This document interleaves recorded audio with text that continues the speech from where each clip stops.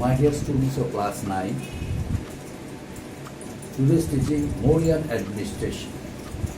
The Mauryan administration. Mauryan administration was, centralized in character. The Mauryan Empire had an efficient administrative system which was introduced by Emperor Ashoka, and the king himself was the head of the administration. He was assisted by a council of ministers known as Mantri Parishad. There are distinguished persons who come from different respectable families and prosperous and rich families. They were allowed to be the member of the ministry. They were allowed to be the ministers of his administration. And administration means Mauryan administration was divided into four levels. Number one, central administration, provincial administration, district administration, and village administration. And Pataliputra was the capital of Mauryan dynasty. That's why its administration was quite different than that of the administration of four levels, since it was the capital city. And the king was the head of the center of the administration or administrative machinery. He was advised by whom? As I told you earlier, he was advised by a council of ministers. And council of ministers decide the major part of decisions in consultation with the king. And the ministers were also held by amartas, means executive officers. What is the main work of the executive officers? The main works of the executive officers were to supervise various government departments or to function as judges. The central administration was divided into 32 departments, and with the head of Adhyaksha. Adhyaksha was the head of the 32 departments. In the central government, in the central administration, there were 32 departments. And who was the head of it? Adhyaksha. Adhyaksha was the head of the 32 departments of central government. And next one, the central administration and the empire was also divided into four provinces. The empire, the Mauryan Empire, was divided into four provinces: Magadha, Taxila, Ujjain, Sarvanagri.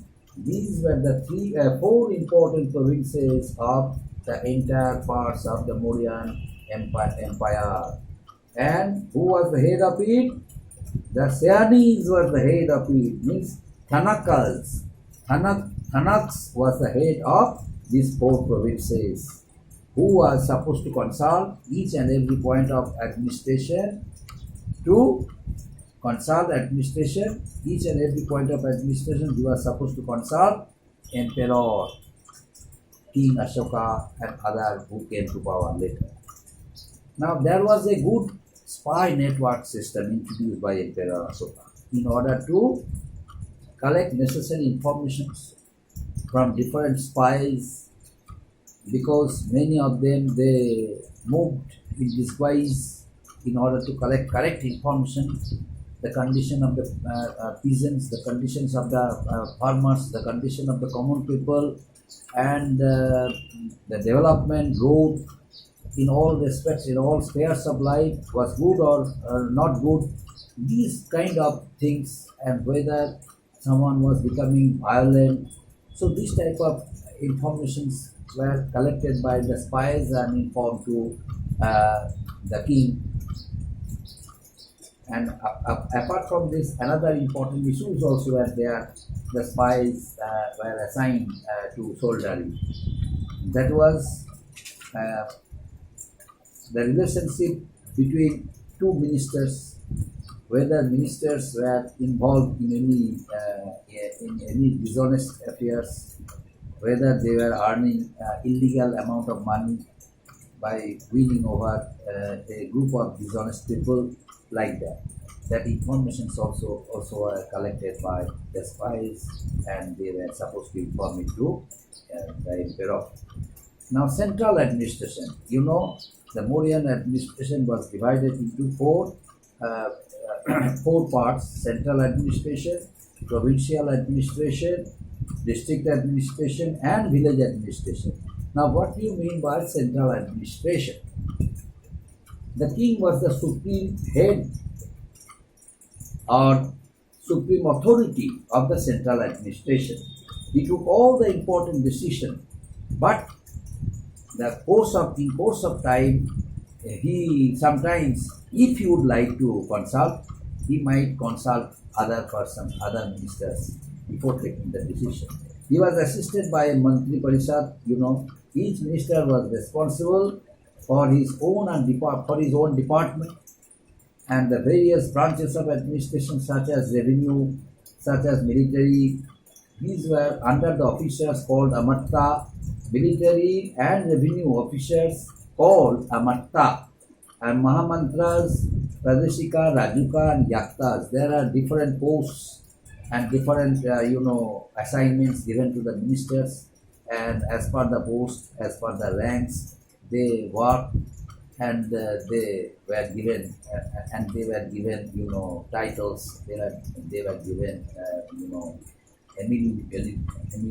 they are given remuneration. But the time when they collected revenues, the time when they looked after the military skills of the soldiers in the departments, that time special attention was paid to them under the instruction of the emperor. Now, the provincial administration from Ashokan edicts, we know the names of four provincial capitals. The four provincial capitals were Tosali, Ujjain, and Suvarnagiri and Taxila. These were the four provincial capitals of the Mauryan dynasty, Mauryan Empire. So, the head of the provincial administration was Kumara, means royal prince. Kumara was the head of this four provincial administration. The head of the provincial administration was Kumara, means royal prince, who governed the provinces as the king's representative. And Kumara was assisted by Mahamantas and Mantri Parishad. Kumaras were assisted. The times when they face any type of problem, they were allowed to consult Mahamantri Parishad and Mahamantri Parishad, or Mantri Parishad, Mahamantras and Mantri Parishad also were allowed to discuss the whole thing with the royal prince of Kumara regarding the crisis of taking decision. Regarding the crisis period, the person is making delay in taking any decision. And next one, some important functions at the district level. Now the district administration. What is the district administration? What is about it? Each province was divided into many villages in the district administration. The Pradeshika, the Pradeshika was the head of each district and was assisted by junior officials. And Yaktas also the district treasurer or revenue. And Rajukas means district magistrate of law and order. Who was known as Rajukas? Rajuka was the post given to the people, given to a person who shouldered the responsibility and maintained the law and order, and who was given the assignments to maintain law and order as district magistrate. He was known as Rajukas. Now, some important functions at the district level were survey and assessment of land, collection of revenue, and maintenance of law and order. These are another function of the district level. Survey of lands, which land was fertile, which land was infertile, productivity, which land was productive lands, which land is unproductive lands. So these kind of things they surveyed, and they imposed taxes as per the fertility of lands and collected revenues from there. They are another functions of the village administration. Now, historians believe that The organization of the Mauryan administration was in line with the extensive bureaucracy. Means described bureaucracy means most of the people who were given chance in shouldering many responsibilities in their administration, they all belong to rich and prosperous family, as per the Arthashastra written by Kautilla. And now village administration. Now district administration, district another one part is also left, that is Dhamma Mahamantra, promoted Dhamma for the welfare of the people. Each district consisted of many villages. Each district consisted of many villages. That means the villagers and the village head was supposed to consult the district head, the judge or district head, the head administrator of the district. He is supposed to consult regarding the crisis, regarding the matters, regarding the disputes, regarding the problems he faced. He is supposed to consult the district administrative head. Now, village administration. The village headman called Gramika or Gramani was assisted by a council. Who is the village headman? The village headman is the head administrator of village administration. By whom name is he known? He is known as Gramika or Gramani, but he was assisted by a council of ministers. He was assisted by a council. Some important members also, some important persons in the village would become the member of the council. Their function included assisting government officials in marking the boundaries of the village, maintaining land records and collecting taxes. These are the important functions of the village headman and the member of the council under the village headman, Gramika or Gramani. Now, historians believe that the organization of the Mauryan administration, was in extensive part, because the most important part of administration was looked after by the emperor himself, the king himself. That's why there was no act of misery of the people. The emperor himself looked after the administration by appointing a number of spies who collected the informations, who moved here and there in disguise and collected informations and informed it to the emperor, according to which emperor would decide what should be done and which should be there in the administration, which should not be there in the administration, how the administration should become more and more powerful, and how he would be able to make it more and more acceptable to the people of the country. Because the king Ashoka himself declared himself to be a non-violent ruler. Once upon a time he was a violent ruler, but after the battle of Kalinga he changed the lifestyle and became a non-violent ruler.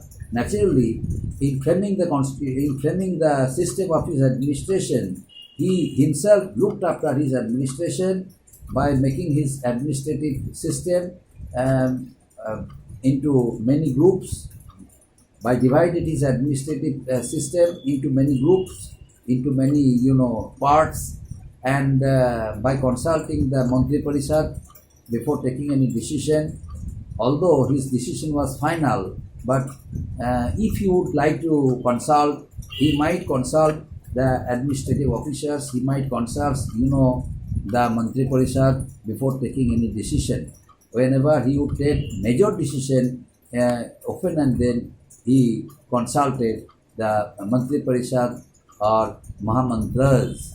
And by this way, the administrative system under the Mauryans had become famous, and its reputation reached far and wide. During ancient period, one administration was there, the Mauryan administration, the other countries of the world, they were inspired by the ideals and by the system introduced by Emperor himself in Marian administration.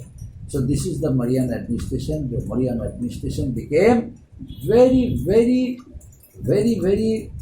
uh, powerful powerful and effective and acceptable to the people of not only India but to the people of the world. And it is due to the Arthashastra book written by Kautilya.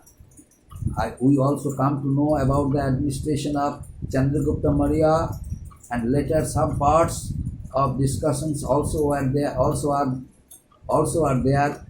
The technique and method, whatever the Mauryan founder ruler Chandragupta Maurya introduced, the same technique, same method, Emperor Ashoka also adapted in his administration, and hence his administrative machinery became more and more powerful and became relevant